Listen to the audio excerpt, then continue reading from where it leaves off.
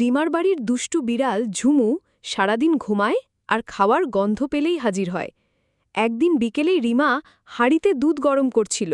দুধের মিষ্টি গন্ধে ঝুমুরের নাক খাড়া হয়ে গেল। সে চুপি চুপি রান্নাঘরে ঢুকে লাফ দিয়ে হাঁড়ির কাছে গেল। মুখ নামিয়ে দুধ খেতে গিয়ে হঠাৎ গুরুম, পুরো মাথাটা হাঁড়ির ভেতর ঢুকে গেল। ঝুমু যতই পা দিয়ে ঠেলতে থাকে, মাথা আর বেরোয় না। ভয়ে সে দৌড়ে রান্নাঘর থেকে বেরিয়ে বসার ঘর, তারপর শোবার ঘর, সব ঘরে ছুটতে লাগল। হাঁড়ি বাজতে লাগল, ঠং ঠং ঠং, আর রিমা পেছন পেছন দৌড়াচ্ছে, আরে দাঁড়া দাঁড়া। শেষে রিমা তাকে ধরে হাঁড়ি টেনে নামালো, কিন্তু ততক্ষণে দুধ সব ছিটকে গেছে, আর ঝুমুর লোমও ভিজে সাদা দুধে ভরা।